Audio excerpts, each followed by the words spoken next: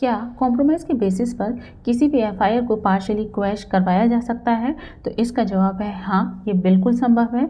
यदि एक्यूज ने विक्टिम के साथ कॉम्प्रोमाइज़ कर लिया है तो एक जॉइंट पिटीशन हाई कोर्ट में फाइल करनी होती है, जिसके बाद एफआईआर को पार्शियली क्वैश करवाया जा सकता है।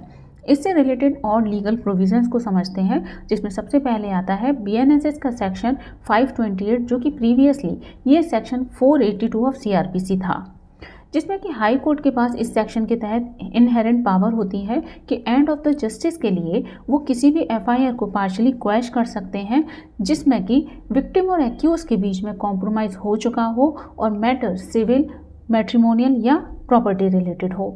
अब आते हैं कि क्या आरोपियों के खिलाफ पार्शियली एफआईआर को रद्द किया जा सकता है? तो इसका जवाब है हाँ, ये बिल्कुल संभव है। ऐसे मैटर्स में दिल्ली और गुजरात जैसे कई हाई कोर्ट्स ने आरोपियों को राहत दी है जिनके बीच में कॉम्प्रोमाइज़ हो चुका है और बाकी आरोपियों के खिलाफ मामला चलता रहता है।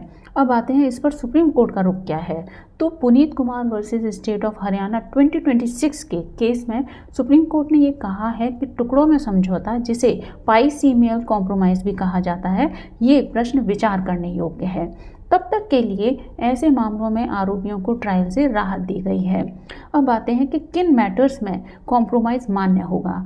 तो प्राइवेट कॉन्फ्लिक्ट जैसे कि मैट्रिमोनियल, सिविल या प्रॉपर्टी रिलेटेड मैटर्स में कॉम्प्रोमाइज़ मान्य होगा, लेकिन हीनियस क्राइम जैसे कि मर्डर, रेप, डकैती या करप्शन जैसे केसेस में ये कॉम्प्रोमाइज़ मान्य नहीं होगा। अब आते हैं कि इसका प्रोसेस क्या है।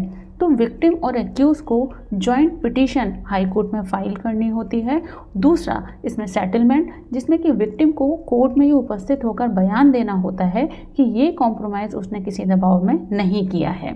और तीसरा है वो है कोर्ट्स डिस्क्रिशन। तो कोर्ट ये देखती है कि यदि सजा की संभावना काफ़ी कम है और ट्रायल चलाना समय की बर्बादी है तो वो एफआईआर को क्वैश कर सकते हैं।